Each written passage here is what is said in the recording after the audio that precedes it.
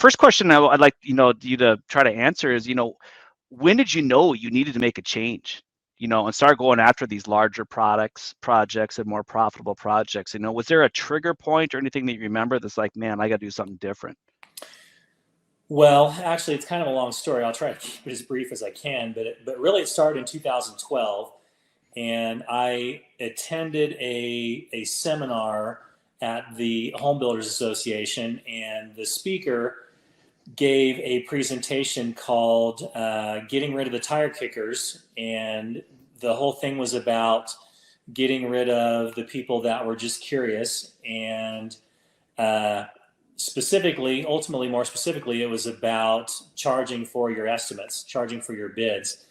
And I left that seminar with lots of questions that ultimately prompted me to contact the speaker, a gentleman named Paul Winans, who's actually retired now.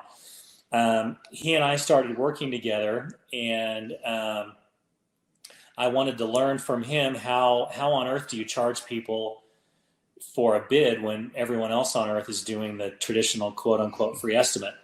One of the very first conversations I had with him is we started to consult with each other, was he wanted to know what my markup was. And from the time I was very first in the business, cost plus 10% was all I knew. And he kind of laughed at me. And he had said early on, well, I would like to get you up to cost plus 50%. And I thought, you're just nuts. There's no possible way you're going to get me to cost plus 50%. I won't survive. There's no. Put me out of business, right? Yeah. Well, the first step to accomplishing that is, one, as I first mentioned, stop with the free estimates. Start charging for your bids. That's a whole other podcast episode, maybe 2 or 3 podcast episodes on what that did for our business. But one of the main things it does is, as the name of the class is titled, like I mentioned, is getting rid of the tire kickers. I was no longer wasting my time on people that were just curious. I could do an estimate on a $500,000, $750,000, $1 million house, spend hours, if not a good solid week or two, drafting the scope of work, formally soliciting bids, and going through that whole process, only to submit it to find out that we were too high or that they changed their mind. What changes, though, when you charge for your bids, and specifically, we don't call them bids anymore, we call them proposals. When you charge for a proposal, there's something very interesting that happens when someone writes you a check to give them a proposal. And I think by and large, when they do that, you can make a reasonable assumption or determination that they're not talking to anyone else. So one of the things that we sell to people is how much of someone's best effort can they afford to give you if they're doing it for free, which is what happens when you get your traditional quote unquote free estimate. So what it allowed us to do is, one, focus more on giving people our best effort as we're writing up and completing and preparing a proposal. But the other thing it allows us to do is that it takes away the competition. And it takes away the fear of, am I going to be the low bid? Am I going to be the high bid? If I am the low bid, am I too low? And if I am the high bid, am I too high? All of that goes away completely.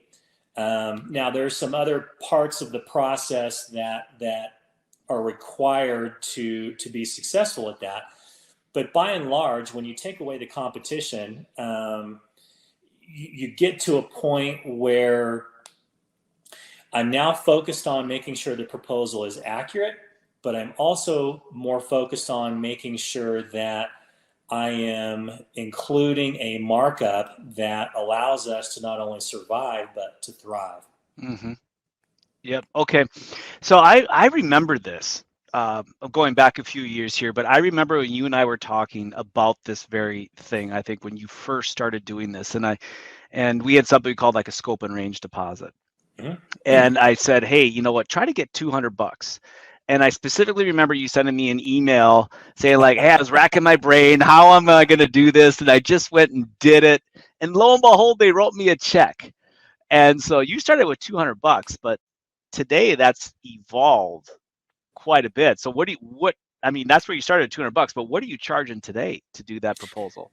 Well, so actually, what just to give you a little background information on that, the very first time I tried to present to someone why they should pay us to give them an estimate, I totally bombed. I just completely bombed, and I knew I was bombing as it was happening, but I'm mentally making notes of where I could see the problems were, and I didn't walk out of that meeting discouraged in any way, shape, or form, because I knew exactly what I had done wrong and I knew what I needed to do to fix it.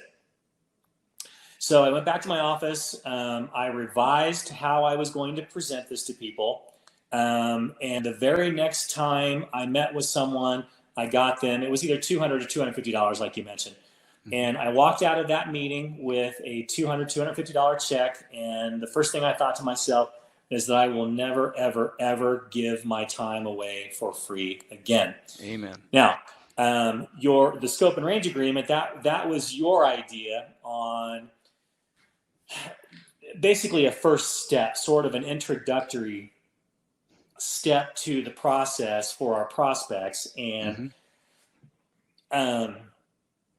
I probably did that for 2 or 3 years, and I finally got to a point where I thought, $200, $250 is fine for a smaller project, but that doesn't make sense for something that's mid to high six figures or even a 7-figure project.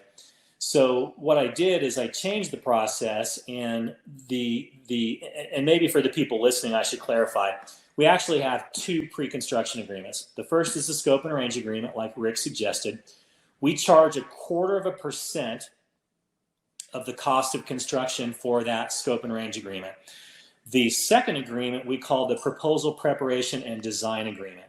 Now, that doesn't include design, but it includes us consulting with the architect on the design to make sure that we're troubleshooting the design, making sure that everything is being drawn as efficiently and cost effectively as possible. That proposal preparation agreement, we charge 1% of construction. So $500,000 project's $5,000. Yeah. A $1 million project, that's $10,000. And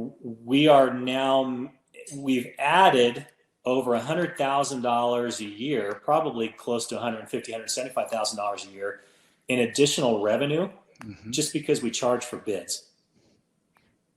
Yep, absolutely. And I think the way you sell this is that if the client goes with you, that will go towards the cost. No, that's just for prep work. Absolutely not. Wow. Absolutely So not. really, it is a true additional revenue source. Yes, and you had actually suggested that at one time, and I think I was already at a point where we were not offering to deduct that, and I do occasionally get people that will ask or say, now, if we actually sign a construction contract with you, is this something, do you apply some of this or all of it to the cost of construction?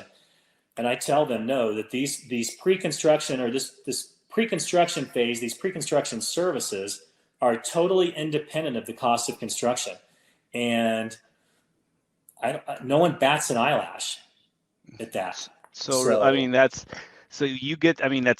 kind of pure profit in a way. Absolutely. Because you